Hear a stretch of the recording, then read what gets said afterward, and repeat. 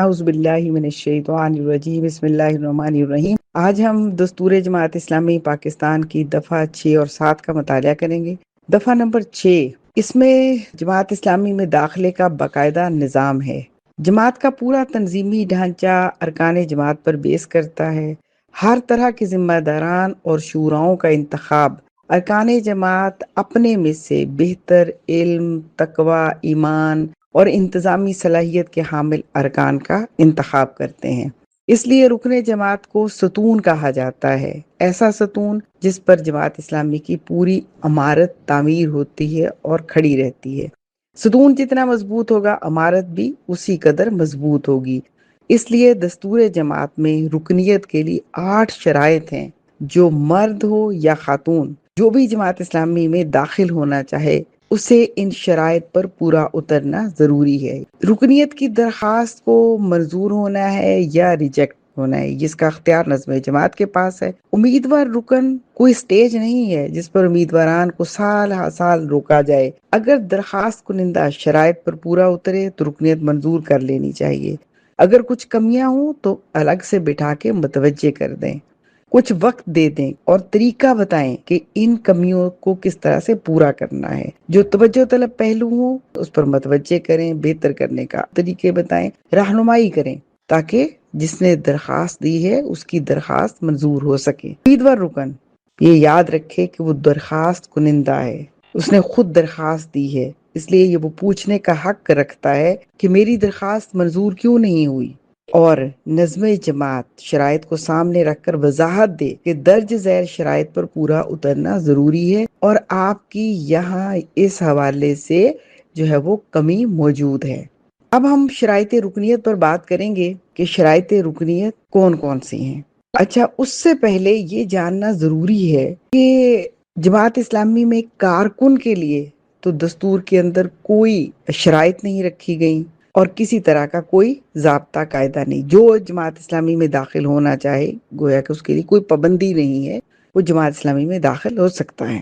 تو اس لیے جماعت اسلامی کے متفق ہونے کی بھی مولانا مودودی رحمۃ اللہ علیہ کے دور کے اندر ایک متفقین کا کردار ہوتا تھا، بہت تعداد میں متفق ہوتے تھے، اور اس کے بعد جو خاتون سمجھتی کہ وہ جماعت اسلامی کی رکنیت اختیار کر سکتی ہے، وہ جماعت اسلامی کی رکنیت کے لیے درخواست دے دیتے تھے، اور آگے نظم جماعت کا کام ہے کہ وہ دیکھے شرائط پہ پورا اتر رہے ہیں تو رکنیت منظور کرے۔ سوال یہ ہے کہ کارکن کے لیے تو کوئی شرائط، کوئی پابندی نہیں ہے دستور جماعت کے اندر، لیکن ہمارے اپنے جو کچھ روایات ہیں، کچھ طریقہ کار ہے، اس کے اندر ہم نے کارکن کے لیے کچھ نہ کچھ جو ہے اس کی ڈیفینیشن رکھی ہوئی ہے، اور اس کے بعد اس کو کارکن بنا لیا جاتا ہے جو کارکن بننا چاہے۔ کارکن سے ہم کچھ کاموں کا تقاضا بھی کرتے ہیں، کچھ ذمہ داریوں کا تقاضا کرتے ہیں، کچھ تربیتی پروگرام کا تقاضا کرتے ہیں، اور اس کی غرض یہ ہے کہ دراصل اس کی تیاری اس طرح سے ہوتی جائے کہ وہ رکنیت کے مقام تک، معیار تک پہنچ جائے۔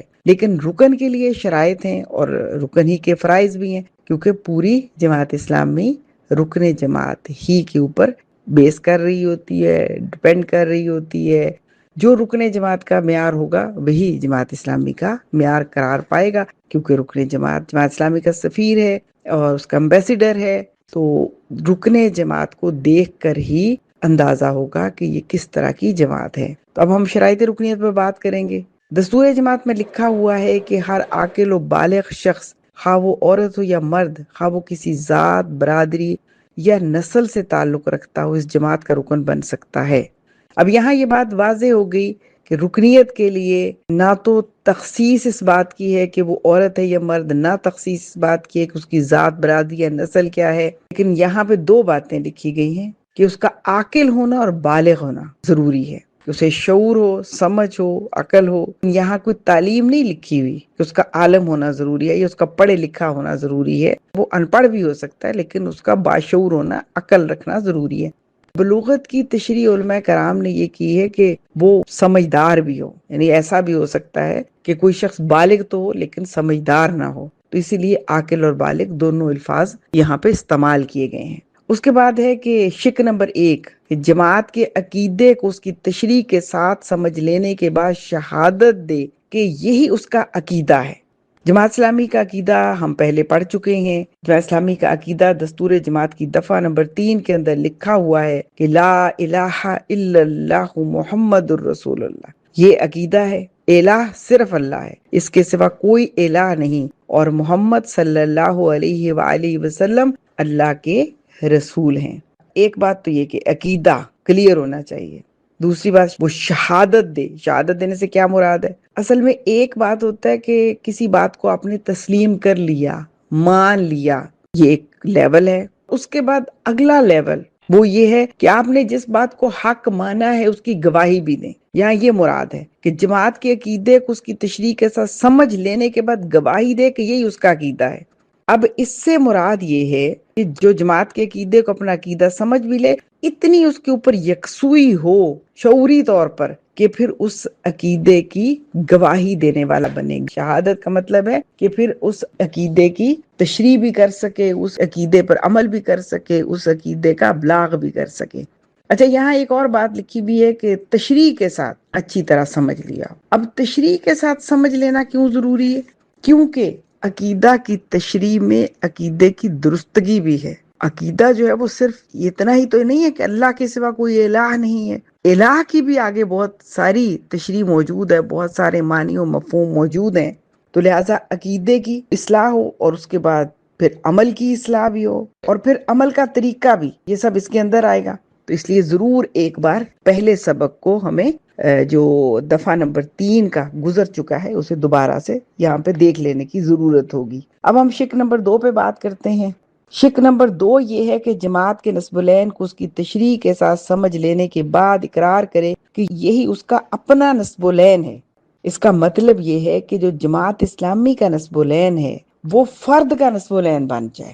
کسی رکن جماعت کے لیے یہ کسی طرح سے مناسب نہیں کہ اس کا نصب العین الگ ہو۔ نصب العین سے مراد اس کا ایم ہم بول دیتے ہیں نا کہ میرا ایم تو یہ ہے کہ میں نے ڈاکٹر بننا ہے، میرا ایم یہ ہے کہ میں یہ چاہتی ہوں کہ میرے بچے جو ہیں نا وہ فلاں جگہ پہ پہنچے، میں یہ چاہتی ہوں کہ ہر بچے کا ایک گھر بنا کے دے سکوں۔ چاہنے سے مراد زندگی کا مقصد نہیں ہونا چاہیے۔ چاہنے سے مراد یہاں خواہش ہے، خواہشات ہو سکتی ہیں، کیونکہ اللہ تعالیٰ نے ہمیں ربنا آتنا فی الدنیا حسنۃ کہ یہ دعا بھی سکھائی ہے دنیا کی بھلائیوں کی۔ اس لیے وہ خواہش غلط نہیں ہے، لیکن خواہش مقصد نہیں بن جانی چاہیے۔ نصب العین کو مان لینے سے مراد یعنی یہ صرف زبانی اقرار نہیں بلکہ شعوری اور دلی یقین کے ساتھ یہ کہنا کہ جس مقصد کے لیے جماعت کام کر رہی ہے میری زندگی کا مقصد بھی یہی ہے۔ اور پھر اس نصب العین کو اپنا نصب العین جب مان لیتے ہیں تو عمل میں تبدیلی کیسے آئے گی؟ سب سے پہلے تو اخلاص، کہ ہم نے بالکل خالص اللہ کی رضا کے لیے اسے اختیار کیا ہو، اور پھر جب اسے اللہ کی رضا کے لیے اختیار کیا ہے تو ہمارے جو نصب العین ہے، جو اس کے تقاضے ہیں، جو اس کی مقتضیات ہیں یا حاجات ہیں، سب چیزوں کی پابندی کی جائے اور ہماری ترجیحات زندگی کی بدل جائیں۔ یعنی اب یہ نہیں ہو سکتا کہ رکن جماعت بننے سے پہلے جو ترجیحات تھی زندگی کی وہی ترجیحات برقرار رہیں۔ تو رکن جماعت کی ترجیح اس کا نصب العین ہوگا۔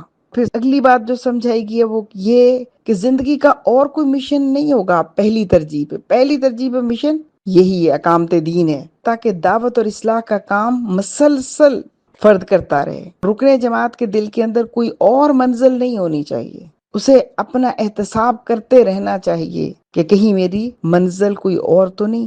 جماعت اسلامی کا جو نصب العین ہے وہ رکن جماعت کی ترجیح اول ہوگی، اور جماعت اسلامی کا جو نصب العین ہے وہ فرد کا نصب العین ہوگا۔ باقی سب خواہشات ہوں گی، وقتی مقاصد ہوں گے، وقتی ایم ہوں گے، لیکن سب چیزوں سے اول اس کے لیے پہلی ترجیح میں اس کا نصب العین ہے، اس کے ساتھ باقی سب ذمہ داریاں اس نے ادا کرنی ہیں۔ تو یہ ترجیحات جب طے ہو جاتی ہیں تو اللہ کی خاص مدد ہوتی ہے کہ وہ باقی کام بھی کروا دیتا ہے۔ یہاں پر یہ بات بھی واضح ہونا بہت ضروری ہے کہ دنیا کی زندگی میں سارے معاملات میں توازن، اعتدال، سب چیزیں ضروری ہیں، لیکن اللہ کے دین کے لیے اللہ قربانی مانگتا ہے، جہاد ہے، مسلسل جد و جہد ہے۔ لہٰذا یہاں توازن کے معنی وہ نہیں ہے جو ہم عام زندگی میں استعمال کرتے ہیں۔ اس کے بعد ہے شک نمبر 3، دستور کا مطالعہ کرنے کے بعد عہد کرے کہ وہ اس کے مطابق جماعت کے نظم کی پابندی کرے گا۔ سوال پیدا یہ ہوتا ہے کہ دستور کا مطالعہ کیسے کیا جائے؟ اپنی نگران تربیت کے ساتھ بیٹھ کر ڈسکس کر کے کریں۔ دستور جماعت کے مطالعے کو آخر میں نہ رکھا جائے۔ جیسے ہی ہم دینیات، خطبات اور کچھ ضروری اشاعت حق یا اسلام اور اجتماعیت جیسی کتابیں پڑھ لیں تو فوری دستور جماعت کا مطالعہ شروع کر دیں۔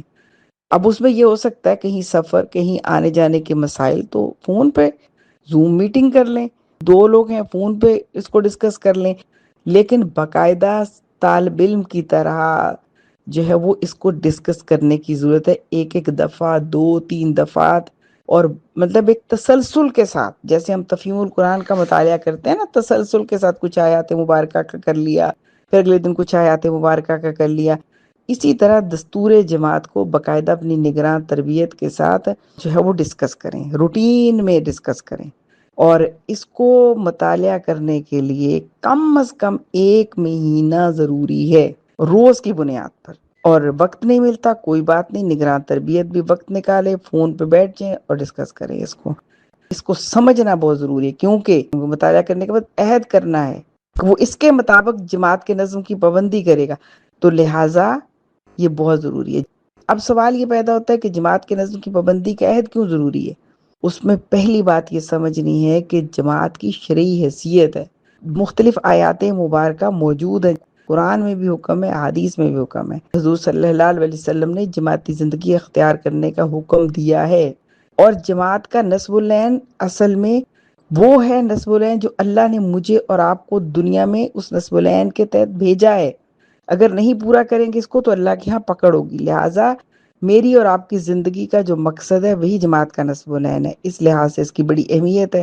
نصب العین کا حصول تنظیم کے بغیر ممکن نہیں، کیونکہ یہ نصب العین بہت بڑا ہے، اس کے لیے تنظیم کا مضبوط ہونا، ڈسپلن ہونا، نظم جماعت نے جو قواعد و ضوابط بنائے ان کی پابندی بھی، اور پھر جو تنظیم ہے، جو ذمہ دار ہے، جو امیر ہے، جو ناظم ہے، اس کی اطاعت بھی، یہ بہت ضروری ہے۔ تو اس لیے دستور جماعت کا مطالعہ اچھی طرح ہو تاکہ نظم جماعت کی پابندی ہو سکے، کیونکہ اس کا عہد کرنا ہے۔ عہد کی شرعی حیثیت بہت زیادہ ہے، یعنی حضور صلی اللہ علیہ وسلم نے منافق کی نشانیوں میں سے یہ نشانی بتائی ہے کہ جب وہ وعدہ کرے اور توڑ دے، یعنی منافق کو پہچان نہ ہو تو یہ اس کی پہچان ہوگی کہ وعدہ کر کے توڑ دے۔ یہ تو انسانوں کے ساتھ وعدہ ہے، اور اللہ کے ساتھ کیا ہوا وعدہ جو توڑے گا اس کا نفاق کا درجہ کیا ہے؟ اب وعدوں کی پابندی کا قرآن نے حکم دیا کہ اپنے وعدے پورے کرو، اور وعدے کے اوپر تم سے سوال ہوگا۔ اب جو وعدہ کر لیا ہے دستور جماعت کے مطالعے کے بعد جماعت کی نظم کی پابندی کا، اس کو پورا کرنا ہے تاکہ جماعت اسلامی کا مشن مکمل ہو سکے، کیونکہ وعدہ کس بات کا ہے؟ جماعت اسلامی کے مشن کی تکمیل کا۔ جماعت اسلامی کا مشن وہی ہے جو انبیاء کا مشن ہے، وہی مشن ہے جس کے لیے اللہ تعالیٰ نے بہت ساری آسمانی کتابیں اور صحیفے بھیجے۔ تو اتنے بڑے مشن کو پورا کرنے کا جو عہد ہے اس کی اپنے طور پر بڑی اہمیت ہے۔ پھر ہے شک نمبر 4، جس میں یہ بتایا گیا ہے کہ فرائض شرعی کا پابند و کبائر سے اجتناب کرے۔ اب یہاں سب سے پہلے جاننا ضروری ہے کہ فرائض شرعی کیا ہیں۔ وہ احکام جو اللہ تعالیٰ اور اس کے رسول صلی اللہ علیہ وسلم نے مسلمانوں پر لازم کیے اور قطعی طور پر فرض کیے ہوں، مثلا 5 وقت کی نماز ہے، رمضان کے روزے ہیں، صاحب نصاب پر سال میں 1 بار زکوٰۃ دینا ہے، استطاعت ہو تو زندگی میں 1 بار حج کرنا ہے، والدین کے ساتھ حسن سلوک ہے، اور پھر جو اللہ تعالیٰ نے چیزیں حلال کی ہیں انہیں حلال سمجھے، جنہیں حرام قرار دے انہیں حرام قرار دے، اور عمل بالمعروف و نہی عن المنکر کا فریضہ انجام دے۔ اسی طرح کبائر سے اجتناب کی بات کہی گئی۔ کبائر سے کیا مراد ہے؟ وہ بڑے گناہ جن سے قرآن مجید اور حدیث نبی صلی اللہ علیہ وسلم میں سختی سے منع کیا گیا ہو، مثلا کبیرہ گناہ اللہ کے ساتھ شرک کرنا، کسی کو ناحق قتل کر دینا، زنا کرنا، سود کھانا، چوری کرنا، جھوٹ بولنا، جھوٹی گواہی دینا، والدین کی نافرمانی کرنا، یتیم کا مال کھانا، اور یہ بھی کبیرہ گناہ ہے کہ بندہ ڈٹائی کے ساتھ ایک گناہ مسلسل کیا چلا جائے، چاہے وہ گناہ چھوٹا ہو۔ 2 باتوں کی پابندی کہی گئی ہے، فرائض شرعی کی پابندی اور کبائر سے اجتناب۔ سوال یہ پیدا ہوتا ہے کہ رکن جماعت کے لیے فرائض شرعی کی پابندی اور کبائر کو چھوڑنا کیوں ضروری ہے؟ نمبر ایک یہ کہ رکن جماعت نے اس دعوت کو لے کے اٹھنا ہے جو دعوت اللہ ہے، جو لوگوں کو اللہ کی طرف جوڑنا، اللہ سے قریب کرنا، رجوع اللہ کروانا، یہ انبیاء کا مشن ہے۔ اس کے لیے سیرت و کردار کا اعلیٰ ہونا بہت ضروری ہے۔ جو دعوت اللہ کے میدان میں کھڑا ہے، جس نے اللہ کے دین کی طرف لوگوں کو بلانا ہے، اس کے اپنے کردار میں دو رنگی اور منافقت نہیں ہونی چاہیے۔ دوسروں کی اصلاح سے قبل اپنی اصلاح بہت ضروری ہے۔ قول و فعل کا تضاد جو ہے وہ اللہ تعالیٰ کو بہت سخت ناپسند ہے، اس لیے اللہ تعالیٰ نے اس سے سختی سے منع فرمایا ہے۔ آگے شک نمبر جو ہے وہ 5 ہے۔ کوئی ایسا ذریعہ معاشرہ رکھتا ہو جو معصیت فاحشہ کی تعریف میں آتا ہو، مثلا سود، شراب، زنا، رقص و سرور، شہادت زور، رشوت، خیانت، قمار وغیرہ۔ اب یہاں پہ خود وضاحت کر دی گئی ہے کہ ذریعہ معاش جو ہے وہ حرام نہیں ہونا چاہیے۔ اب آج تو عورت نوکری بھی کرتی ہے، آج عورت کاروبار بھی کرتی ہے۔ پہلی بات تو یہ کہ خاتون خود اگر کوئی کسی ارننگ سورس اس کا ہے تو وہ اس کو ضرور دیکھے کہ اس کا ارننگ سورس حرام نہیں ہونا چاہیے۔ کچھ نوکریاں ایسی بھی ہوتی ہیں کہ انسٹا پہ، فیس بک پہ بیٹھ کے کچھ چیزوں کو پروموٹ کرنا ہوتا ہے، گھر سے کچھ بزنس کرنے ہوتے ہیں۔ اب بزنس کی بھی بہت ساری ایسی آن لائن ٹائپس آ گئی ہیں جس میں حرام بزنس بھی موجود ہے۔ آج وہ خواتین، وہ لڑکیاں جو بیٹھ کر آن لائن بزنس کرتی ہیں، وہ اپنے بزنس کے بارے میں ضرور تسلی کر لیں کہ کوئی ایسا کام نہ ہو جو حرام ہو۔ یعنی اس میں واضح طور پر لکھا گیا معصیت فاحشہ، یعنی بالکل ایسا گناہ جو واضح ہو، نظر آتا ہو، یعنی پتہ چلتا ہو کہ یہ گناہ ہے۔ ایسی نوکری کرنا جس میں سود کے ذریعے سب کچھ ہو رہا ہو، شراب ہے، زنا ہے، رقص ہے، رشوت ہے، خیانت ہے، قمار کہتے ہیں، جوا اور سٹا، یہ ساری چیزیں جو ہیں، لاٹری، یعنی اس طرح کی ساری چیزیں اس میں آتی ہیں۔ تو یہاں مراد یہ کہ رزق کا جو ذریعہ ہے، ذریعہ معاش، وہ حلال ہونا چاہیے۔ اب اگر خاتون خود نہیں کما رہی، اس کا شوہر، اس کا بھائی، اس کا والد کما رہا ہے، تو یہ اس کے لیے بھی لازم ہے کہ وہ اپنے ان رشتوں کو پابند کرنے کی کوشش کرے، ترغیب دے کہ وہ حلال رزق لائیں۔ اگر وہ حلال نہیں لاتے، حرام رزق ہے، تو پھر علماء کا اس کے اوپر فتویٰ ہے کہ خاتون جو خوف خدا رکھتی ہے وہ اس میں سے صرف اتنا کھائے جو اس کے لیے ناگزیر ہے، فمن اضطر غیر باغ، یعنی وہ کراہت کے ساتھ حد سے گزرنے والی نہ ہو، اور اتنا پہنے جو تن ڈھانپنے کے لیے ضروری ہے، یعنی بہت ناگزیر اس میں سے استعمال کرے، باقی عیاشی نہ کرے، یعنی دل کی خواہشات پوری نہ کرے، اور مسلسل اس کوشش میں لگی رہے کہ جو بھی اس کا گھر کا مرد کمائی کر رہا ہے وہ حلال رزق کمائے۔ یہ تو پہلے وقت کی بات ہے جب عورتوں کے پاس کوئی سورس نہیں ہوتا تھا۔ اب اگر اس کے پاس کوئی ذریعہ بن سکے حلال کمائی کا تو پھر وہ خود اپنے لیے محنت مزدوری کر کے اپنا پیٹ پال لے، لیکن حرام کمائی سے بچے، یہ رکن جماعت کے لیے شرط ہے۔ شک نمبر 6، اگر اس کے قبضے میں ایسا مال یا جائیداد ہو جو حرام طریقے سے آیا ہو، جس میں حقداروں کے تلف کردہ حقوق شامل ہو، تو اس سے دستبردار ہو جائے اور اہل حقوق کو ان کے حق پہنچا دے۔ یہ شک بالکل واضح ہے کہ پتہ ہے وراثت میں سے فلاں کی زمین آئی ہے، فلاں کی پراپرٹی آئی ہے اور اس کا حق نہیں ہے، تو پھر کسی کا وہ جو چھینا ہوا جبر کا حق اس کو پراپرٹی میں ملا ہے اس سے دستبردار ہو جائے، کیونکہ مال حرام جس کی زندگی میں شامل ہو گیا اس کی زندگی میں کوئی خیر نہیں ہو سکتی۔ اس کی تشریح میں یہ لکھا ہے کہ یہ عمل صرف اس صورت میں کرنا ہوگا جبکہ حقدار بھی معلوم ہو اور وہ مال بھی معلوم و متعین ہو جس میں ان کا حق تلف ہوا۔ بصورت دیگر توبہ اور آئندہ کے لیے طرز عمل کی اصلاح کافی ہے۔ اس کے بعد ہے شک نمبر 7، کسی ایسی جماعت یا ادارے سے تعلق نہ رکھتا ہو جس کے اصول اور مقاصد جماعت اسلامی کے عقیدے اور نصب العین اور طریقہ کار کے خلاف ہو۔ یہ بات بہت واضح سی ہے کیونکہ نصب العین ایک ہی ہو سکتا ہے، اور تنظیمی اور فکری تضاد فرد اور جماعت دونوں کے لیے نقصان دہ ہے، اور بہتر عمل کے لیے یکسوئی بہت ضروری ہے۔ تنظیمی نظم و ضبط کے لیے کارکن کا ایک ہی قیادت کا پابند ہونا ضروری ہے تاکہ احکامات میں تضاد نہ ہو۔ اس سے مراد جماعتی وفاداری بھی ہے، دعوتی اور سیاسی شفافیت بھی ہے۔ تو اس لحاظ سے یہ بہت اہم ہے۔ آگے شک نمبر 8، نظم جماعت اس کے بارے میں مطمئن ہو جائے کہ وہ جماعت کی رکنیت کا اہل ہے۔ تو یہاں یہ بات واضح ہو جاتی ہے کہ رکنیت صرف دعوے پر نہیں دی جائے گی، بلکہ یہ دیکھا جائے گا کہ درخواست دینے والا واقعی جماعت کی بنیادی شرائط پر پوری اتر رہا ہے۔ اس کی چند چیزوں کو دیکھنا ہوگا کہ مثلا فکری اور اخلاقی جانچ، فکری یکسوئی بھی ضروری ہے، اخلاقی طور پر اخلاقی بلندی بھی ضروری ہے تاکہ معاملات درست ہو سکیں۔ دوسرا، تنظیمی ذمہ داری بھی رکن جماعت ہی کو اٹھانی ہے، اس لیے اس کا مطمئن ہونا ضروری ہے۔ اس کے لیے بھی ضروری ہے کہ جماعت کے مفاد کا تحفظ کر سکیں۔ ظاہر ہے کہ نظم جماعت کو ان باتوں کے اوپر تسلی ہوگی تو پھر یہ رکنیت منظور ہوگی، اس لیے کہ نظم جماعت کا یہ اختیار ہے۔ نظم جماعت کے لیے بھی یہ بات سمجھنے کی بہت ضروری ہے کہ کسی فرد کو اگر ناحق روک دیا گیا تو اللہ اس سے سوال کرے گا۔ اور اس کے بعد دفعہ نمبر 7 ہے جس میں طریقہ کار ہے۔ کس چیز کا طریقہ کار ہے؟ کہ جماعت میں داخلے کا طریقہ یہ ہوگا کہ امیدوار رکنیت امیر جماعت یا اس کے مقرر کیے ہوئے کسی مجاز شخص کے سامنے اس بات کا اقرار کرے کہ اولاً اس نے جماعت کے عقیدے کو اس کی تشریح کے ساتھ اچھی طرح سمجھ لیا ہے، اور سمجھنے کے بعد اب پورے احساس ذمہ داری کے ساتھ شہادت دیتی ہوں کہ اللہ وحدہ لا شریک کے سوا کوئی الہ نہیں اور محمد صلی اللہ علیہ وسلم اللہ کے رسول ہیں۔